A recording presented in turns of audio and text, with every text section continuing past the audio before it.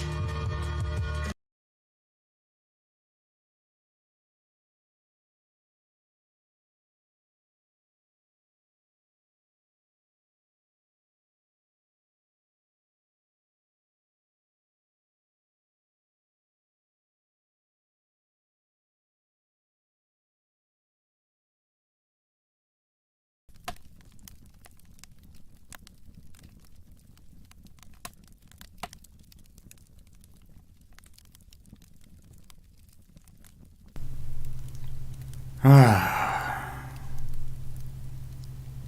enough of that. Let's see if I was smart enough to do what I was supposed to do. I was not. It's okay.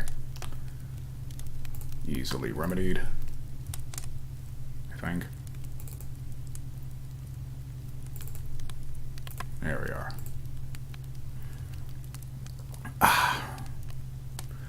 Good evening, everyone. Happy Monday. I'm going to see about trying to make your Monday evening a little bit more enjoyable and memorable than most Mondays tend to be. Glad to see at least one of you managed to show up. And that one who is here, if you would be so kind as to please just head over to the Twitch stream to chat. I'd be happy to accommodate your company. We're going to be reading two, again, short-form stories today. I'm continuing in H.P. Lovecraft's Cthulhu mythos, at least as far as I could tell, the list of writings penned by Lovecraft himself. I understand that there are other writings that are canonical to the Cthulhu mythos that are not actually written by Lovecraft himself. I'm going to try to avoid those and focus specifically on the ones written by him. And after that, we're going to have a reading of another Edgar Allan Poe selection. So I hope you all enjoy. The Lovecraft selection we'll be reading is a very short, almost like an essay. Title is Nyarlathotep. Nyarlathotep. Sounds Egyptian in its concatenation. I don't think that's the word right. I don't think that's the right word. It sounds Egyptian in its influx. It sounds like an Egyptian word. Nyarlathotep. This very short story was written in November of 1920 and first published in the United Amateur in November of 1920. So after this, we will take a short break, enjoy ourselves with a Edgar Allan Poe reading, and then I'll let you guys go for the evening. First of all, let me check if the air conditioning in my house is actually doing what it's supposed to do. It is not, because it is pretty musty in here. Good. With that out of the way, with all of you enjoying yourselves and getting comfortable, as I hope you are, and without further ado, Nyarlathotep by H.P. Lovecraft. By the way, this is the first time I've actually read this piece. This is not a rehearsed live reading like something you would see in an audiobook.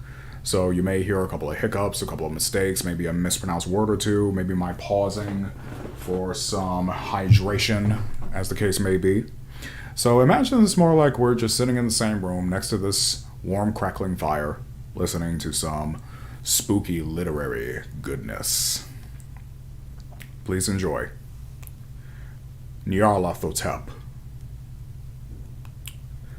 Nyarlathotep. The Crawling Chaos. I am the last. I will tell the audient void. I do not recall distinctly when it began, but it was months ago. The general tension was horrible. To a season of political and social upheaval was added a strange and brooding apprehension of hideous physical danger.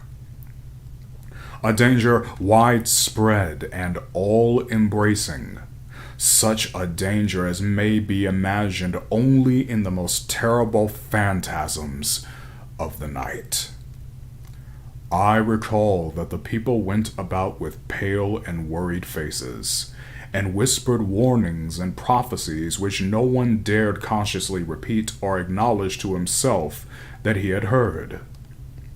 A sense of monstrous guilt was upon the land, and out of the abysses between the stars swept chill currents that made men shiver in dark and lonely places.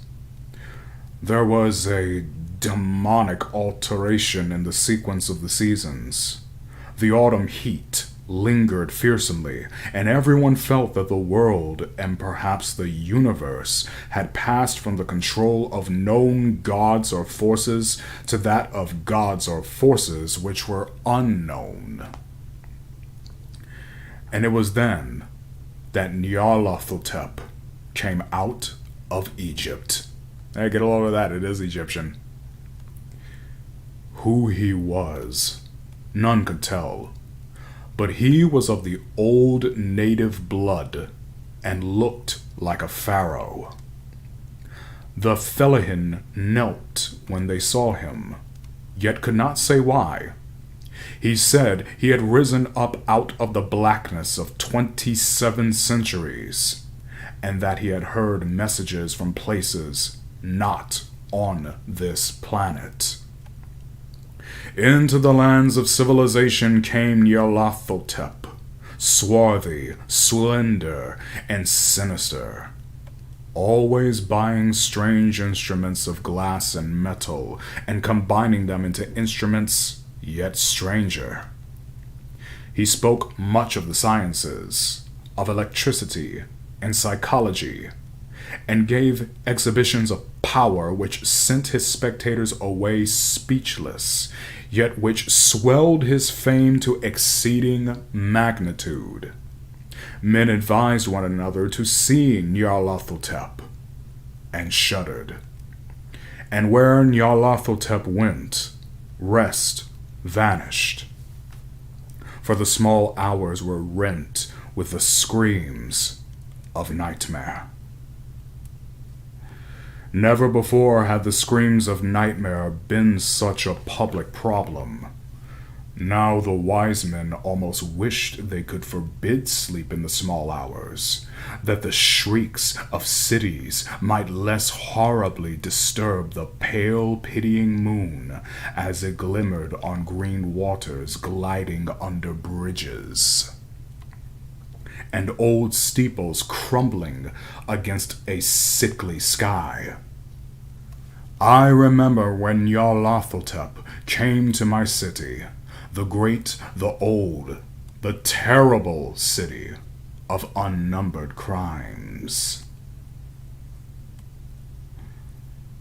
My friend had told me of him, and of the impelling fascination and allurement of his revelations, and I burned with eagerness to explore his uttermost mysteries. My friend said they were horrible and impressive beyond my most fevered imaginings, that what was thrown on a screen in the darkened room prophesied things none but Nyarlathotep dared prophesy, and that in the sputter of his sparks there was taken from men that which had never been taken before, yet which showed only in the eyes. And I heard it hinted abroad that those who knew Nyarlathotep looked on sights which others saw not. It was in the hot autumn that I went through the night with the restless crowds to see Nyarlathotep, through the stifling night and up the endless stairs into the choking room, and shadowed on a screen, I saw hooded forms amidst ruins, and yellow evil faces peering from behind fallen monuments. And I saw the world battling against blackness, against the waves of destruction from ultimate space, whirling, churning, struggling around the dimming, cooling sun. Then the sparks played amazingly around the heads of the spectators, and hair stood up on end, whilst shadows more grotesque than I can tell came out and squatted on the heads. And when I, who was colder and more scientific than the rest, mumbled a trembling protest about imposture and static electricity, Nyarlathotep drove us all out, down the dizzy stairs into the damp, hot, deserted midnight streets. I screamed aloud that I was not afraid, that I never could be afraid, and others screamed with me for solace. We swore to one another that the city was exactly the same, and still alive, And when the electric lights began to fade, we cursed the company over and over again, and laughed at the queer faces we made.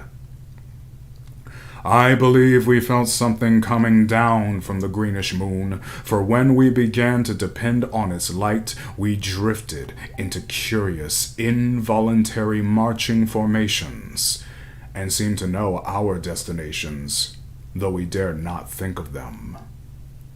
Once we looked at the pavement and found the blocks loose and displaced by grass, with scarce a line of rusted metal to show where the tramways had run. And again we saw a tramcar, lone, windowless, dilapidated, and almost on its side. When we gazed around the horizon, we could not find the third tower by the river, and noticed that the silhouette of the second tower was ragged at the top. Then we split up into narrow columns, each of which seemed drawn in a different direction. One disappeared in a narrow alley to the left, leaving only the echo of a shocking moan. Another filed down a weed-choked subway entrance, howling with a laughter that was mad. My own column was sucked toward the open country, and presently I felt a chill which was not of the hot autumn. For as we stalked out on the dark moor, we beheld around us the hellish moon glitter of evil snows. Trackless, inexplicable snows swept asunder in one direction only, where lay a gulf all the blacker for its glittering walls.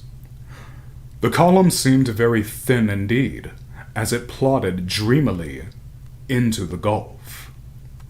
I lingered behind, for the black rift in the green-litten snow was frightful, and I thought I had heard the reverberations of a disquieting wail as my companions vanished.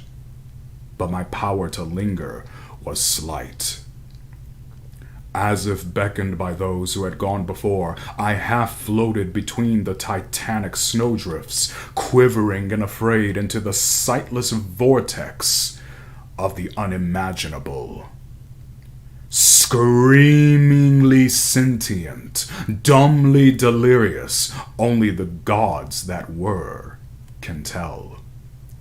A sickened, sensitive shadow writhing in hands that are not hands, and whirled blindly past ghastly midnights of rotting creation, corpses of dead worlds with sores that were cities, charnel winds that brush the paled stars and make them flicker low. Beyond the world's vague ghosts of monstrous things, half-seen columns of unsanctified temples that rest on nameless rocks beneath space and reach up to dizzy vacua above the spheres of light and darkness. And through this revolting graveyard of the universe, the muffled, maddening beating of drums and thin, monotonous whine of blasphemous flutes from inconceivable, unlighted chambers beyond time. The detestable pounding and piping whereunto dance slowly, awkwardly, and absurdly the gigantic, tenebrous ultimate gods, the blind, voiceless, mindless gargoyles, whose soul is Nyarlathotep. That was Nyarlathotep by H.P. Lovecraft. Hope you all enjoyed that reading. I'm going to take a break and clear out some laundry from my machine. Take care of that for a little bit, but in the meantime, let's get back to the music, and then we will return with Edgar Allan Poe's the black cat. Cats aren't real.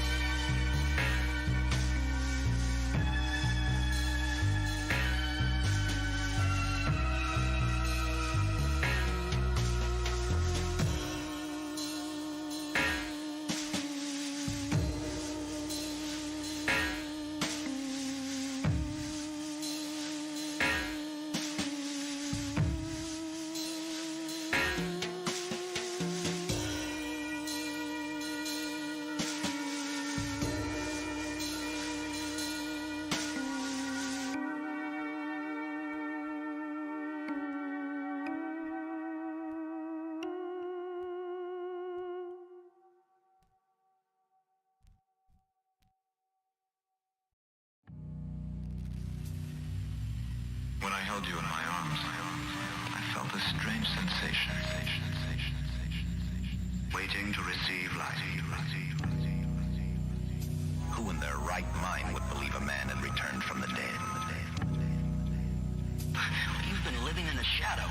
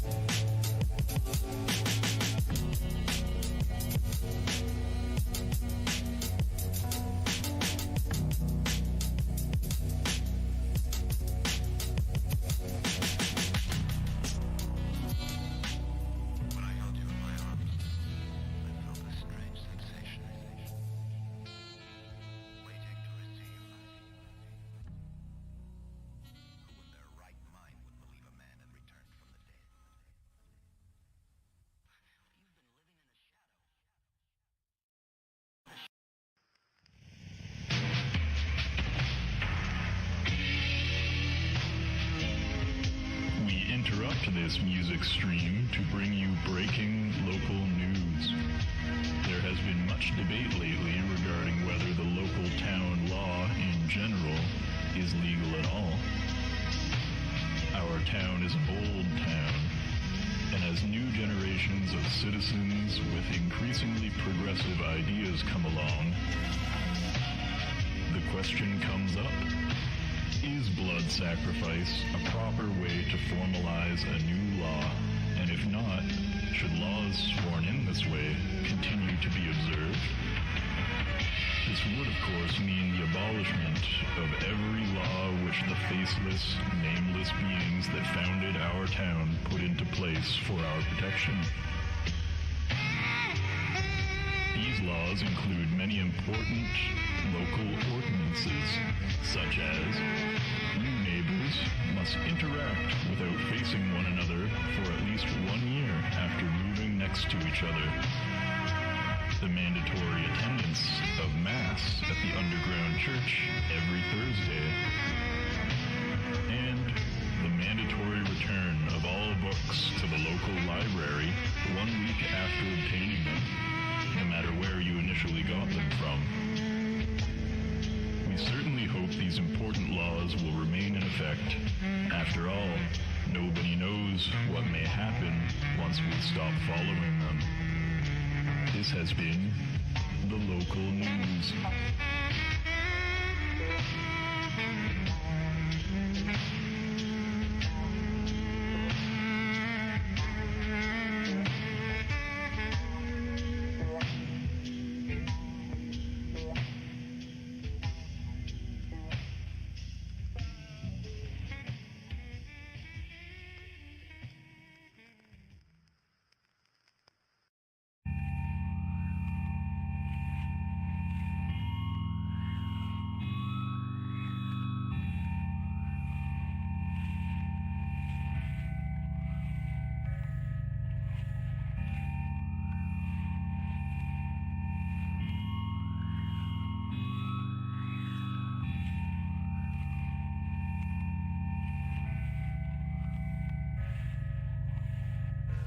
Possibly go back to work and keep going.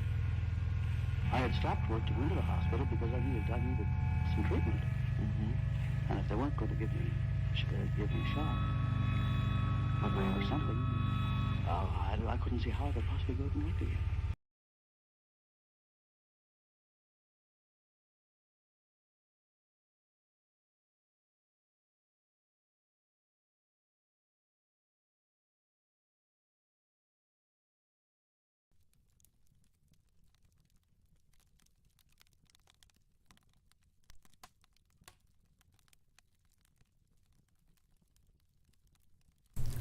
And I have returned. Thank you all for being patient as I fixed up my linens and what have you. We're going to end tonight with a live, first-time dramatic reading of The Black Cat, penned by Edgar Allan Poe. Now, I want to make sure that I'm getting the accurate information here. Yes.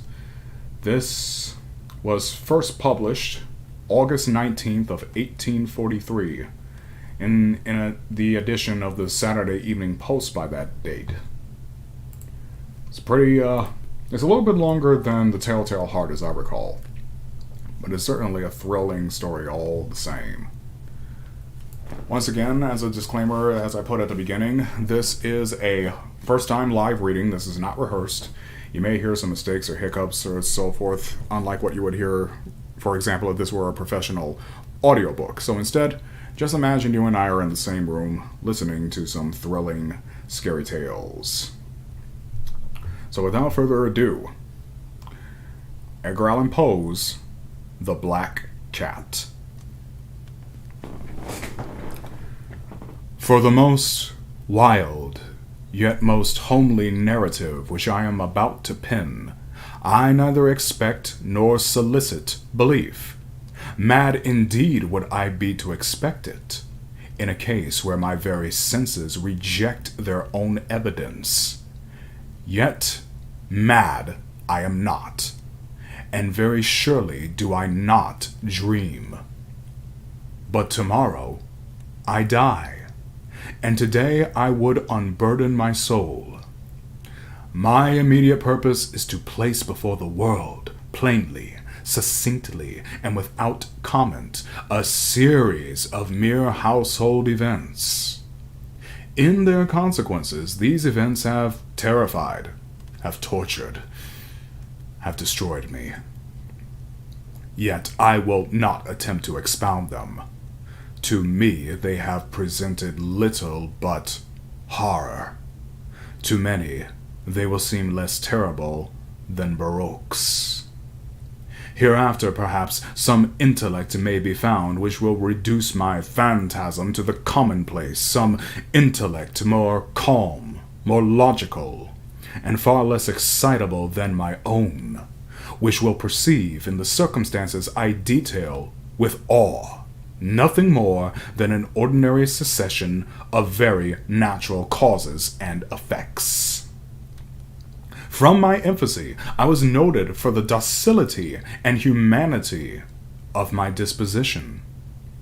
My tenderness of heart was even so conspicuous as to make me the jest of my companions. I was especially fond of animals, and was indulged by my parents with a great variety of pets.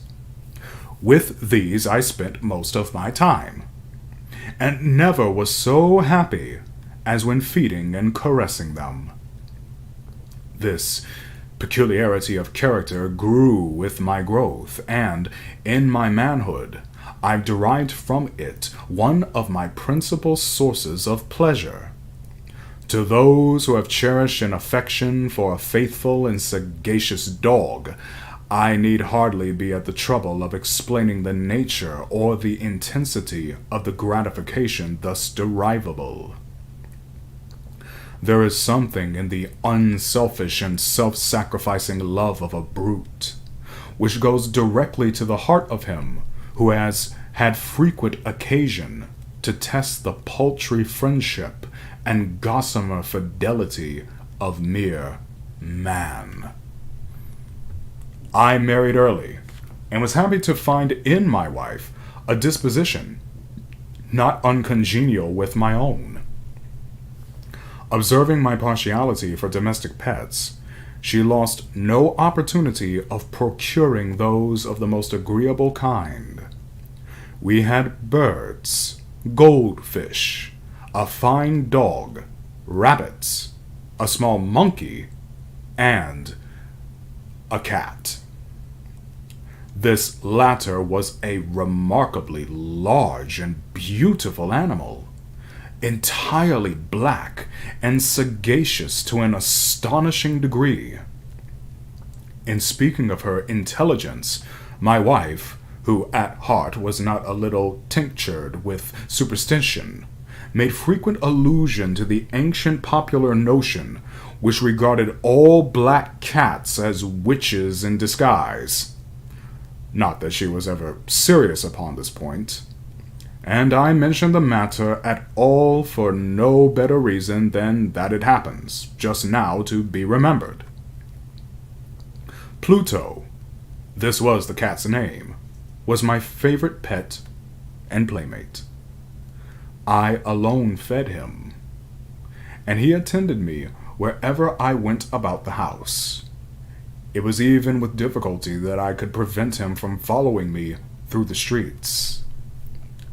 Our friendship lasted in this manner for several years, during which my general temperament and character, through the instrumentality of the fiend intemperance, had, I blush to confess it, experienced a radical altercation for the worse. I grew, day by day, more moody, more irritable, more regardless of the feelings of others. I suffered myself to use intemperate language to my wife. At length, I even offered her personal violence. My pets, of course, were made to feel the change in my disposition. I not only neglected but ill-used them. For Pluto, however, I still retain sufficient regard to restrain me from maltreating him, as I made no scruple of maltreating the rabbits, the monkey, or even the dog, when by accident or through affection they came in my way. But my disease grew upon me, for what disease is like alcohol? And at length even Pluto, who is now becoming old, and consequently somewhat peevish, even Pluto began to experience the effects of my ill temper. One night, returning home much intoxicated from one of my haunts about town, I fancied that the cat avoided my presence. I seized him when, in his fright at my violence, he inflicted a small wound upon my hand with his teeth. The fury of a demon instantly possessed me. I knew myself no longer. My original soul seemed at once to take its flight from my body, and a more than fiendish malevolence, gin-nurtured, thrilled every fiber of my frame. I took from my waistcoat pocket a penknife, opened it, grasped the poor beast by the throat, and deliberately cut one of its eyes from the socket. I blush, I burn, I shudder, while I pen the damnable atrocity.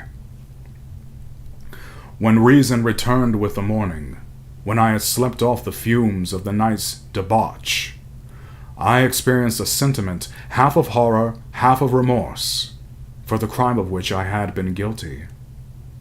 But it was, at best, a feeble and equivocal feeling, and the soul remained untouched. I again plunged into excess, and soon drowned in wine all memory of the deed. In the meantime, the cat slowly recovered. The socket of the lost eye presented, it is true, a frightful appearance, but he no longer appeared to suffer any pain. He went about the house as usual, but, as might be expected, fled in extreme terror at my approach. I had so much of my old heart left as to be, at first, grieved by this evident dislike on the part of a creature which had once so loved me. But this feeling soon gave place to irritation. And then came, as if to my final and irrevocable overthrow, the spirit of perverseness. Of this spirit, philosophy takes no account. Phrenology finds no place for it among its organs, yet I am not more sure that my soul lives than I am that perverseness is one of the primitive impulses of the human heart, one of the indivisible primary faculties or sentiments which give direction to the character of man.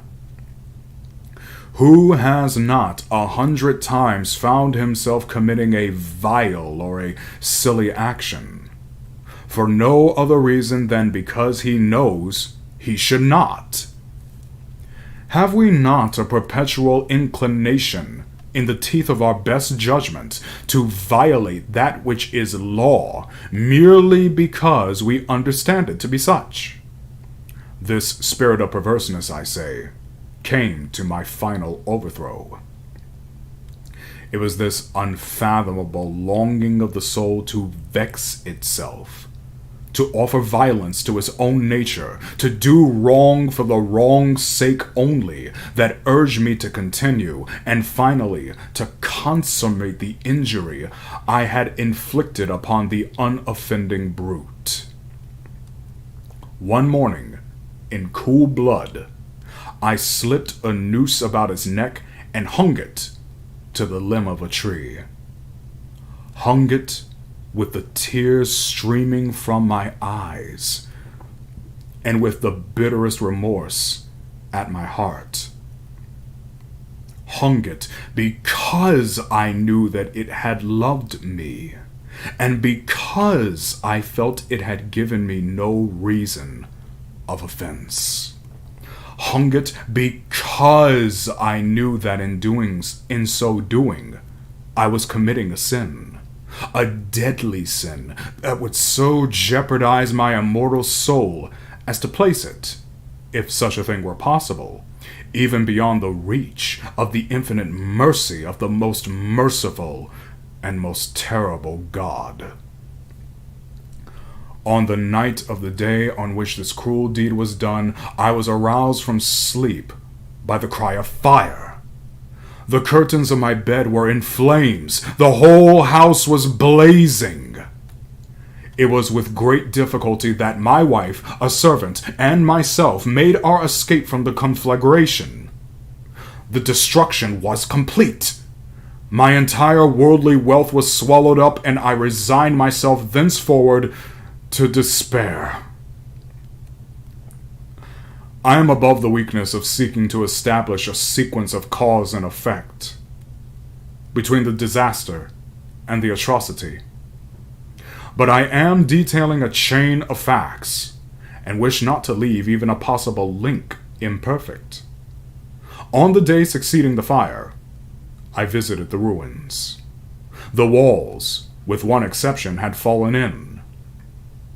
This exception was found in a compartment wall, not very thick, which stood about the middle of the house, and against which had rested the head of my bed.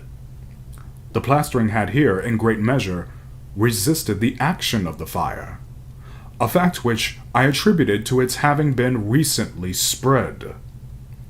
About this wall, a dense crowd were collected, and many persons seemed to be examining a particular portion of it with very minute and eager attention.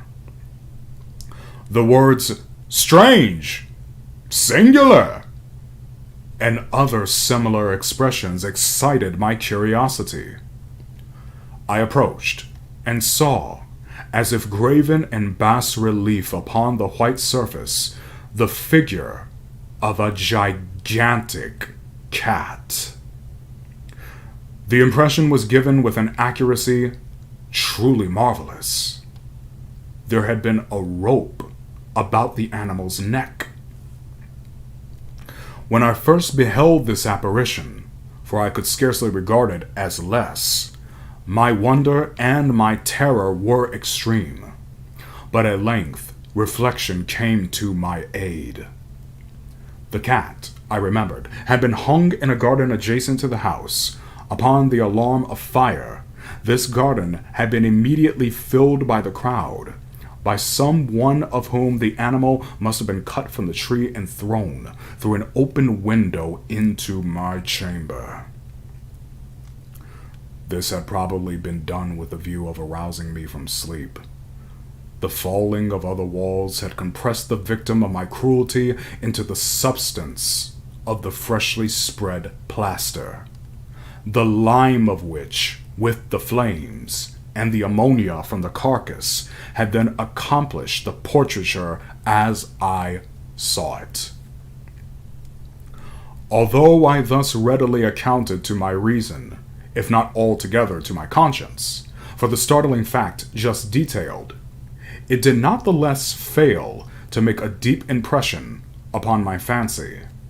For months I could not rid myself of the phantasm of the cat, and during this period there came back into my spirit a half-sentiment that seemed, but was not, remorse.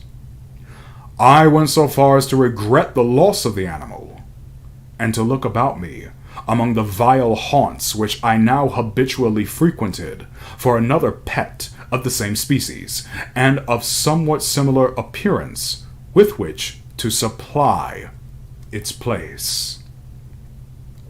One night as I sat, half stupefied, in a den of more than infamy, my attention was suddenly drawn to some black object, reposing upon the head of one of the immense hogsheads of gin or of rum which constituted the chief furniture of the apartment. I had been looking steadily at the top of this hogshead for some minutes, and what now caused me surprise was the fact that I had not sooner perceived the object thereupon. I approached it and touched it with my hand. It was a black cat, a very large one, fully as large as Pluto, and closely resembling him in every respect but one. Pluto had not a white hair upon any portion of his body, but this cat had a large, although indefinite splotch of white, covering nearly the whole region of the breast. Upon my touching him, he immediately arose, purred loudly, rubbed against my hand, and appeared delighted with my notice. This, then, was the very creature of which I was in search. I at once offered to purchase it of the landlord, but this person made no claim to it, knew nothing of it, had never seen it before. I continued my caresses, and, when I prepared to go home, the animal evinced a disposition to accompany me. I permitted it to do so, occasionally stooping and patting it as I proceeded. When it reached the house, it domesticated itself at once, and became immediately a great favorite with my wife. For my own part, I soon found a dislike to it arising within me. This was just the reverse of what I had anticipated, but I know not how or why it was, its evident fondness for myself rather disgusted and annoyed. By slow degrees, these feelings of disgust and annoyance rose to the bitterness of hatred. I avoided the creature, a certain sense of shame, and the remembrance of my former deed of cruelty preventing me from physically abusing it. I did not for some weeks strike or otherwise violently ill-use it, but gradually, very gradually, I came to look upon it with unutterable loathing, and to flee silently from its odious presence, as from the breath of a pestilence.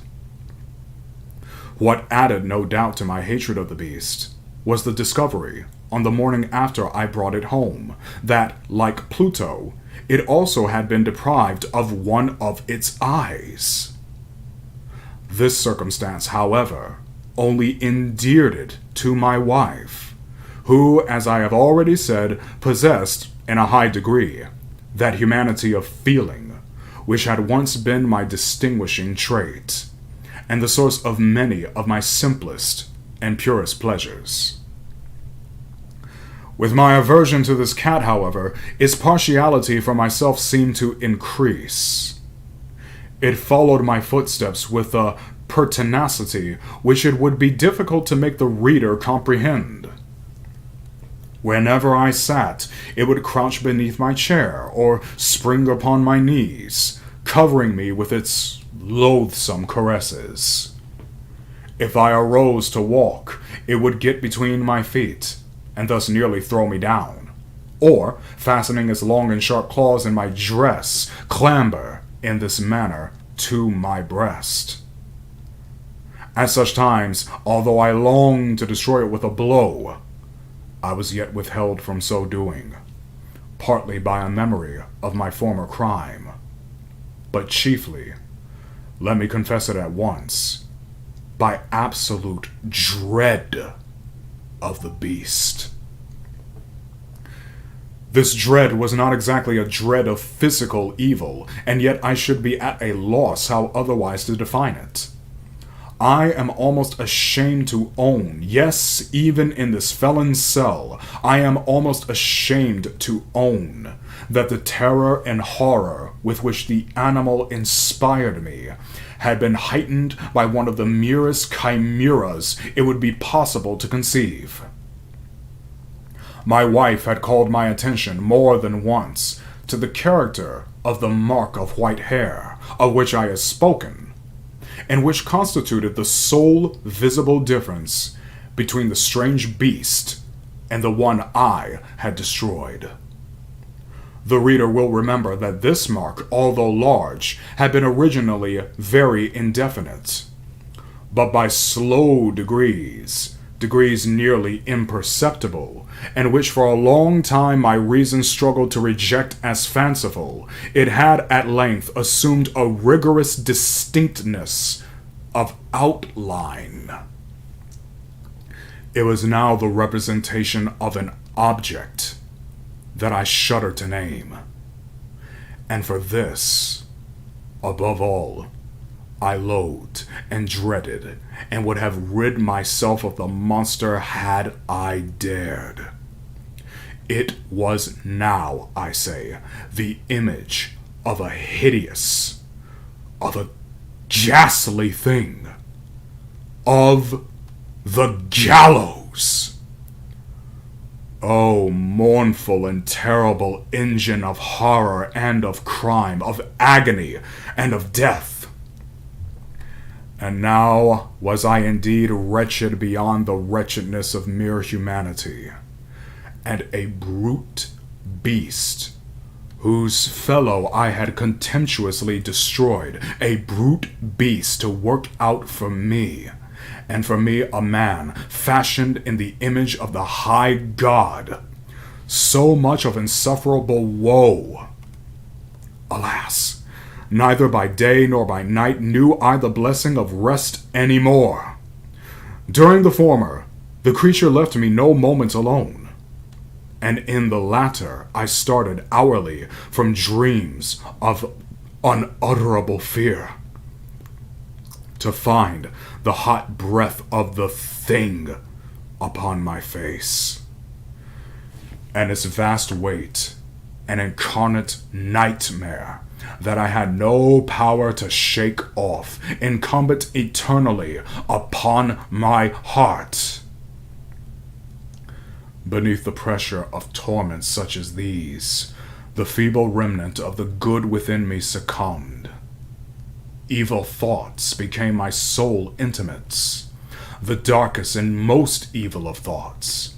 The moodiness of my usual temper increased to hatred of all things and of all mankind, when from the sudden, frequent, and ungovernable outbursts of a fury to which I now blindly abandoned myself, my uncomplaining wife, alas, was the most usual and the most patient of sufferers.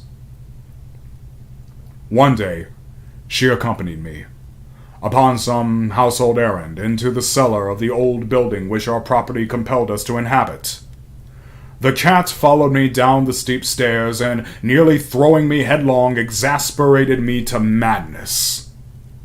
Uplifting an axe, and forgetting, in my wrath, the childish dread which had hitherto stayed my hand, I aimed a blow at the animal, which of course would have proved instantly fatal had it descended as I wished. But this blow was arrested by the hand of my wife. Goaded by the interference into a rage more than demoniacal, I withdrew my arm from her grasp and buried the axe in her brain. She fell dead upon the spot, without a groan. This hideous murder accomplished, I set myself forthwith, and with entire deliberation, to the task of concealing the body. I knew that I could not remove it from the house, either by day or by night, without the risk of being observed by the neighbors. Many projects entered my mind. At one period, I thought of cutting the corpse into minute fragments and destroying them by fire. At another, I resolved to dig a grave for it in the floor of the cellar.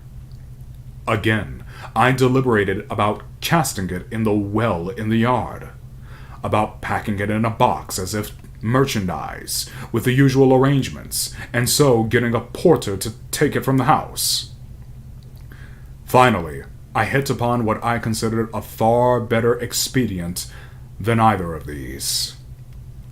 I determined to wall it up in the cellar, as the monks of the Middle Ages are recorded to have walled up their victims.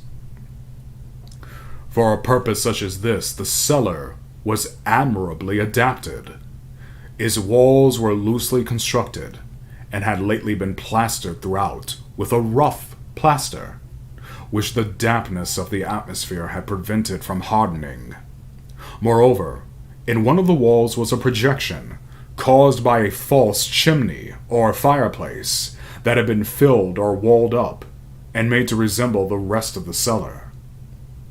I made no doubt that I could readily displace the bricks at this point, insert the corpse, and wall the whole up as before, so that no eye could detect anything suspicious. And in this calculation I was not deceived. By means of a crowbar, I easily dislodged the bricks, and having carefully deposited the body against the inner wall, I propped it in that position, while with little trouble, I relayed the whole structure as it originally stood, having procured mortar, sand, and hair with every possible precaution. I prepared a plaster which could not be distinguished from the old, and with this I very carefully went over the new brickwork. When I had finished, I felt satisfied that all was right. The wall did not present the slightest appearance of having been disturbed. The rubbish on the floor was picked up with the minutest care. I looked around triumphantly and said to myself, "Here at last, then, my labor has not been in vain." My next step was to look for the beast, which had been the cause of so much wretchedness, for I had at length firmly resolved to put it to death.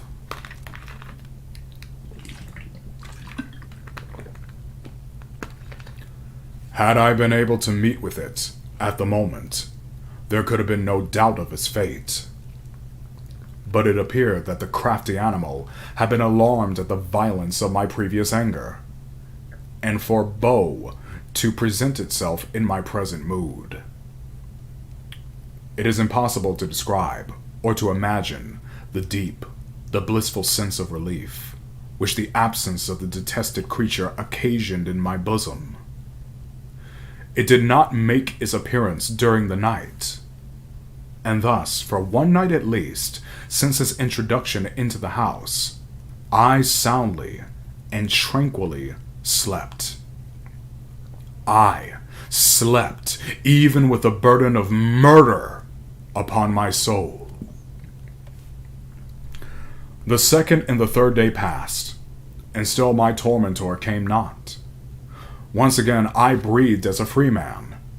The monster, in terror, had fled the premises forever. I should behold it no more. My happiness was supreme. The guilt of my dark deed disturbed me but little. Some few inquiries had been made, but these had been readily answered. Even a search had been instituted, but of course, nothing was to be discovered. I looked upon my future felicity as secured. Upon the fourth day of the assassination, a party of the police came, very unexpectedly, into the house, and proceeded again to make rigorous investigation of the premises. Secure, however, in the inscrutability of my place of concealment, I felt no embarrassment whatsoever. The officers bade me accompany them in their search. They left no nook or corner unexplored. At length, for the third or fourth time, they descended into the cellar. I quivered not in a muscle. My heart beat calmly, as that of one who slumbers in innocence. I walked the cellar from end to end. I folded my arms upon my bosom and roamed easily to and fro. The police were thoroughly satisfied and prepared to depart. The glee at my heart was too strong to be restrained. I burned to say, if but one word, by way of triumph, and to render doubly sure their assurance of my guiltlessness. "Gentlemen," I said at last, as the party ascended the steps, "I delight to have allayed your suspicions. I wish you all health and a little more courtesy. By the by, gentlemen, this," This is a very well-constructed house. In the rabid desire to say something easily, I scarcely knew what I uttered at all. I may say an excellently well-constructed house. These walls, are you going, gentlemen? These walls are solidly put together. And here, through the mere frenzy of bravado, I rapped heavily with a cane which I held in my hand upon that very portion of the brickwork behind which stood the ghastly corpse of the wife of my bosom. But may God shield and deliver me from the fangs of the arch-fiend. No sooner had the reverberation of my blows sunk into silence than I was answered by a voice from within the tomb. By a cry, at first muffled and broken, like the sobbing of a child, and then quickly swelling into one long, loud, and continuous scream, utterly anomalous and inhuman, a howl, a wailing shriek, half of horror and half of triumph, such as might have arisen only out of hell, conjointly from the throats of the damned in their agony, and of the demons that exult in the damnation. Of my own thoughts, it is folly to speak. Swooning, I staggered to the opposite wall. For one instant, the party upon the stairs remained motionless, through extremity of terror and of awe. In the next, a dozen stout arms were toiling at the wall. It fell bodily. The corpse, already greatly decayed and clotted with gore, stood erect before the eyes of the spectator. Upon its head, with red extended mouth and solitary eye of fire, sat the hideous beast whose craft had seduced me into murder, and whose informing voice had consigned me to the hangman. I had walled the monster up within the tomb.